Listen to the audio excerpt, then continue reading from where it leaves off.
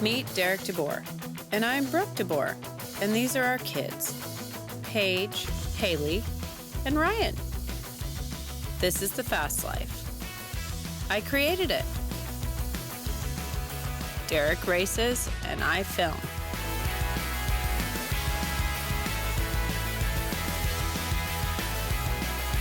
We are a family that live our dreams.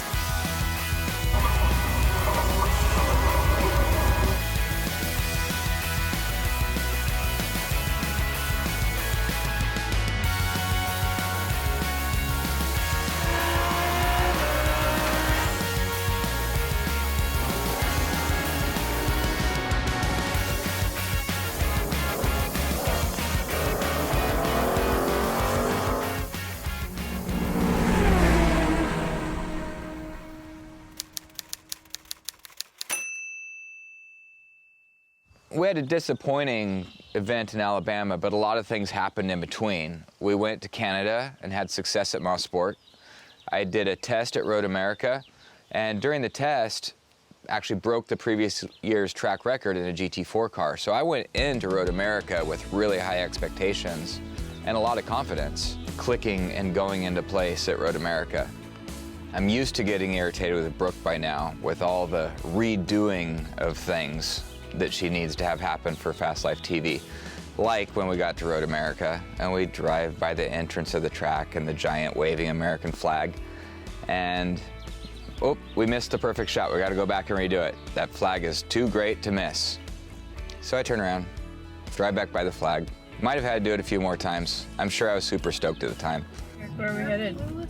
By this amazing, gigantic American flag because it's cool and people in Wisconsin like the American flag, like us. Wisconsin, everybody. That's right.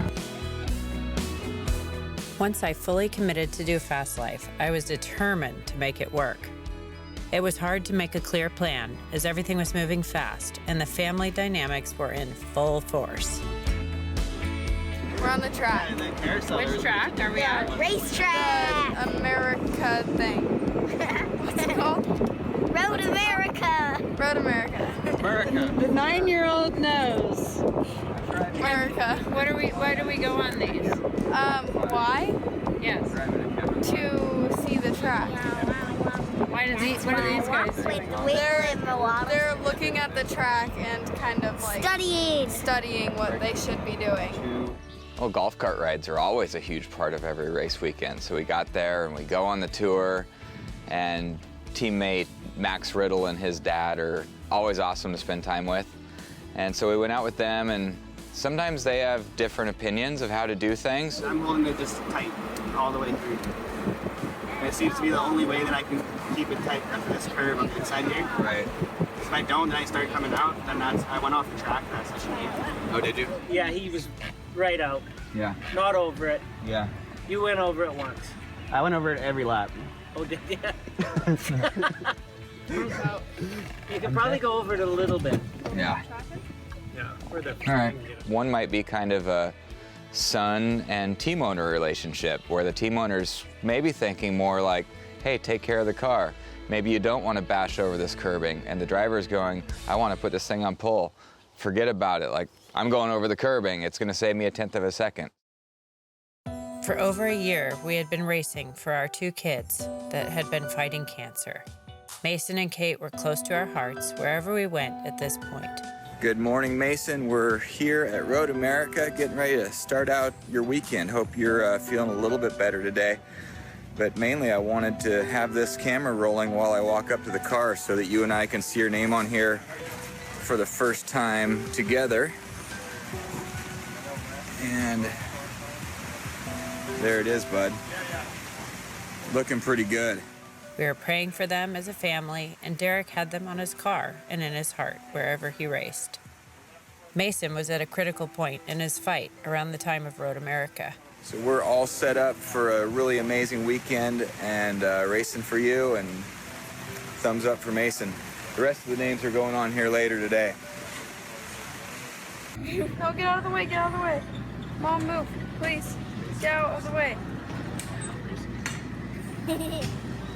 No, why'd you move? It's kind of funny to see the types of stuff that we do to entertain ourselves at the track. I don't even remember until I watched the footage again, and I'm like, what am I doing? I'm a weird person, I guess. I didn't really realize how weird I was until I watched a lot of the videos. What's happening behind you?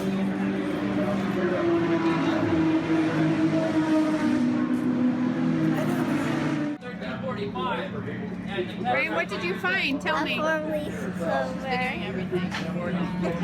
Where did you find that? Down there.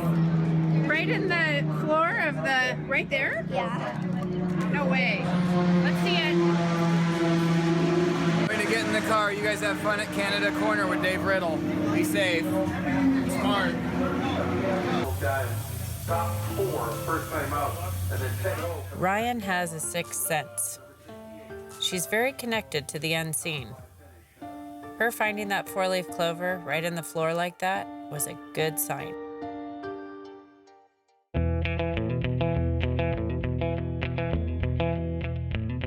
Yeah, it was fitting, I think, that Dave took the girls to Canada Corner since they're Canadian.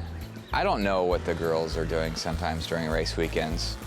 I do my best to just focus, and the more that I know that they're satisfied and they're happy and they're doing okay, I find it easier to focus on what I'm wanting to do. So for whatever reason at Road America, everybody was seeming pretty light and happy and silly, and I could see the girls in the distance joking around and goofing around and just enjoying the weekend. So it was great. I was able to focus on the racing. They were all having fun. It was a good combo.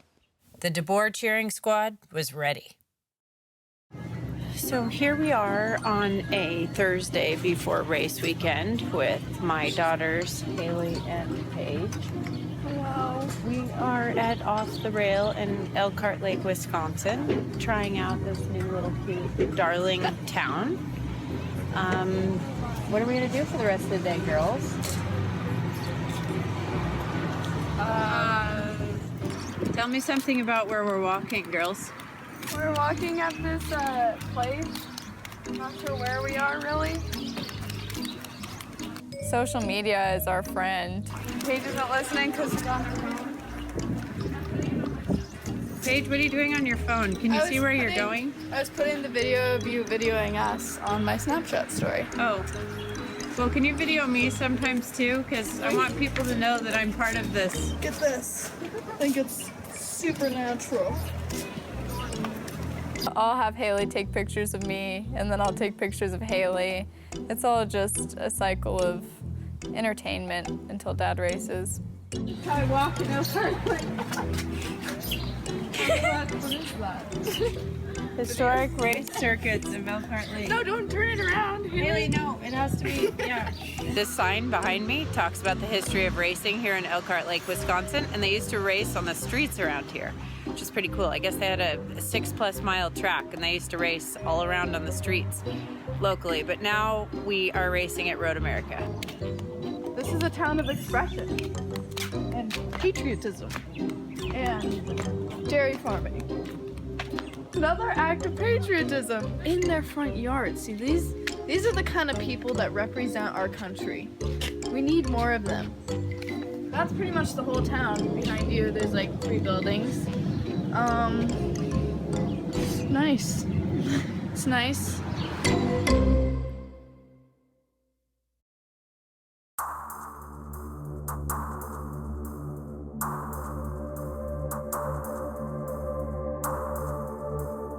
Yeah, frustrating that we had some mechanical issues. If I remember back, I think it was during qualifying. So we were fast in every session, and then qualifying time, all of a sudden the speed wasn't there.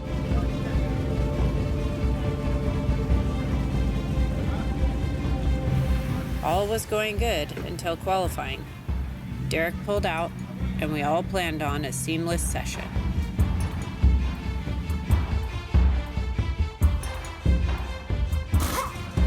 And we ultimately found that it was a cam sensor, something that had never been a problem before. And it was a problem for both my car and Max's car. And not the other team car, though. So, 2 out of 3 cars had the same problem. It moved us a little bit further back than where we hoped to be. But at least it was one of those things, we knew what it was easy to fix. The folks from Aston Martin were there. TRG has an incredible team, and everybody was just on it, fixed, ready for race time. One thing we've always tried to instill in our family is laughter is great medicine. We are all intense in our own way. Going after your dreams can be serious, so we love the times that we can laugh. I like to laugh at weird moments, and then I can't stop. And so the conch shell experience was hilarious for me because the man was so serious about it, and it was so funny. And other people were laughing, and I couldn't stop once I got going. I love Dave. He can always find the humor in any moment, even if it's a nostalgic Kevin Buckler Elkhart Lake tour. So we all met on the dock. Of course, there's Adobe Road wine. We go out to do the deal, a big old floating banquet and wine on the lake, and everybody seemed to find it humorous when the conch shell was being blown. So I don't know why. It's just one of those times in life where you get the giggles and maybe can't help it. From Canada.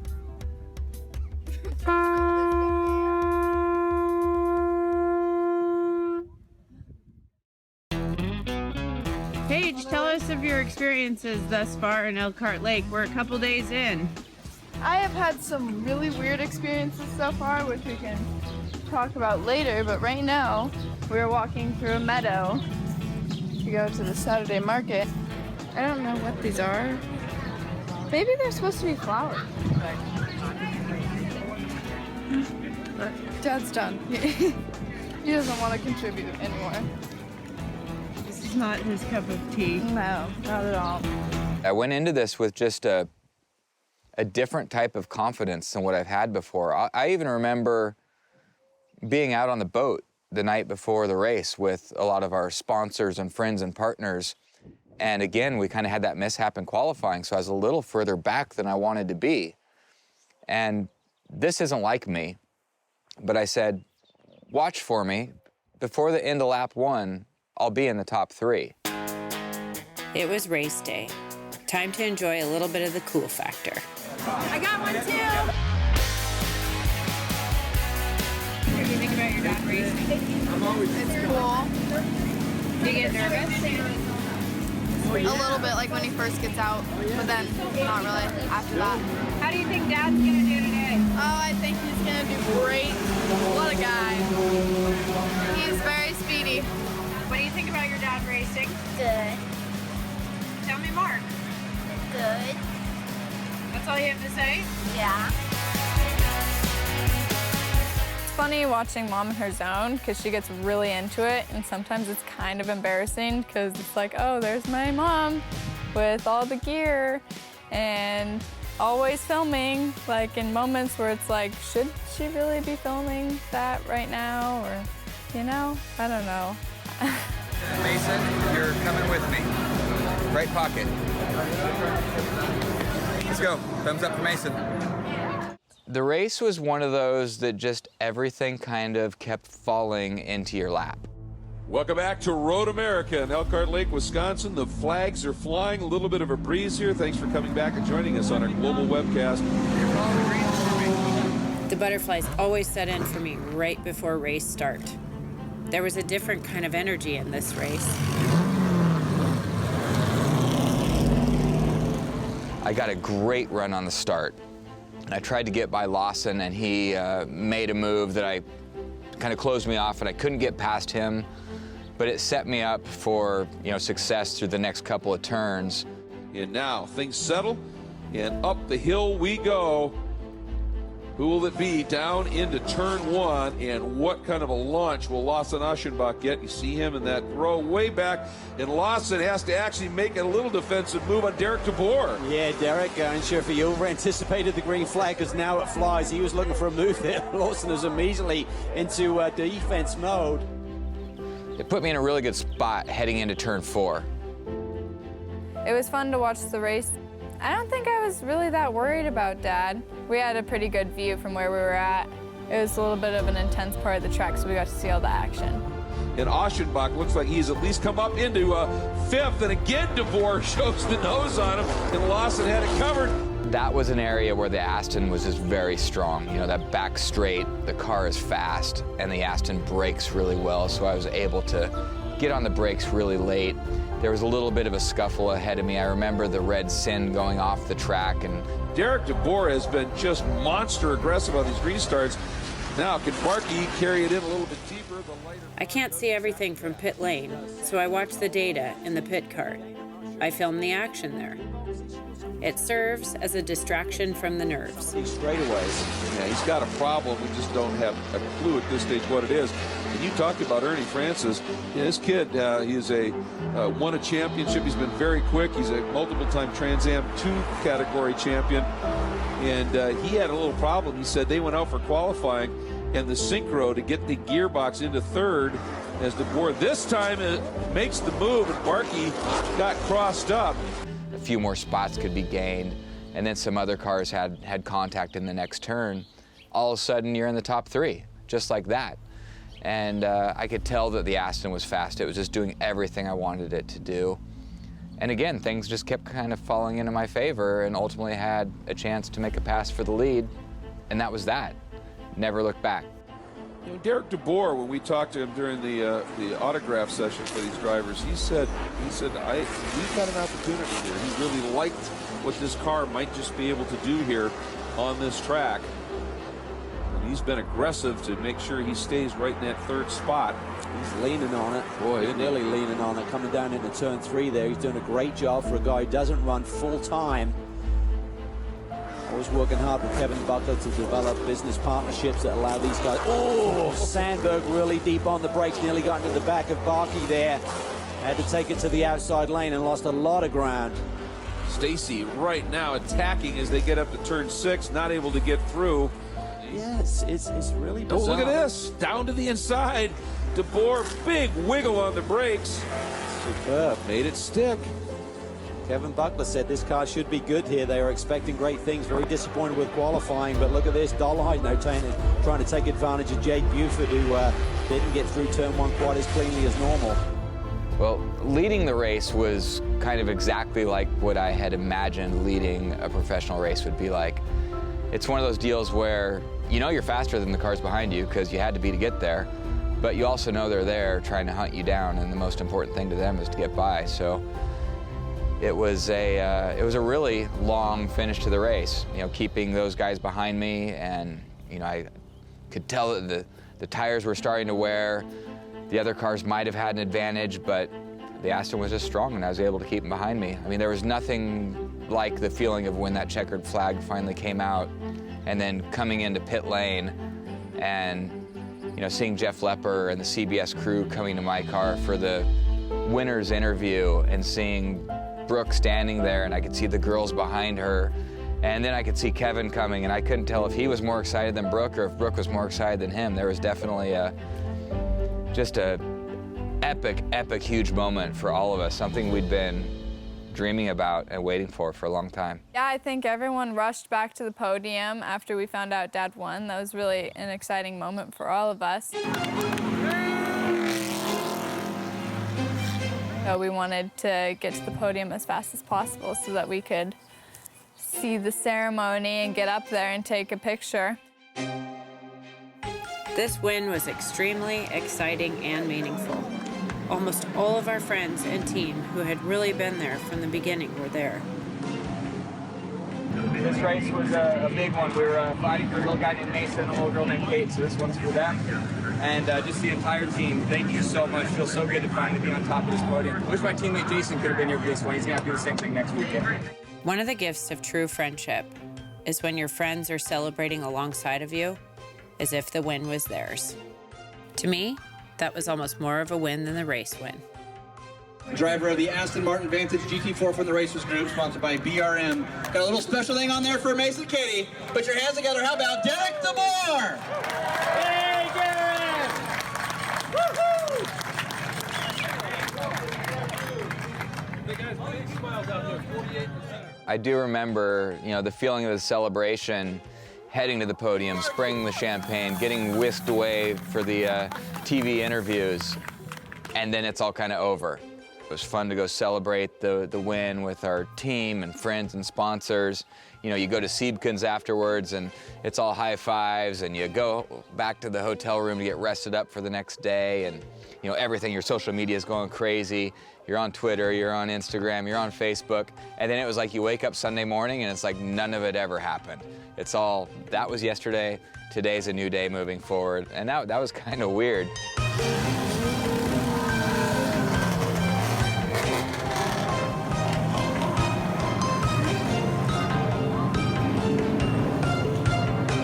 Again, though, I had obviously huge confidence going into race 2, and the mission was to go get a double win. Why not?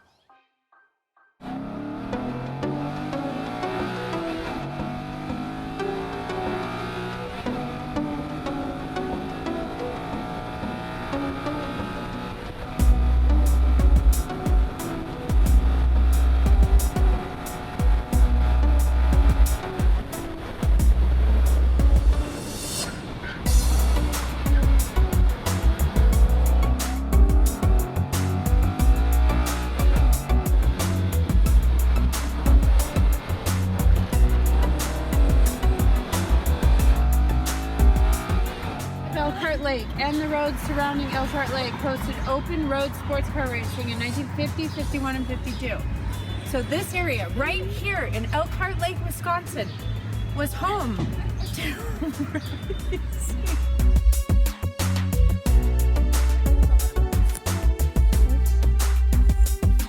I watched some of the footage from I hate wind. Can that just be known to everyone? I hate the wind. Well, why does it have to get so windy all of a sudden? We came out here and it was perfectly peaceful. Mother Nature is messing with us. Chop chop!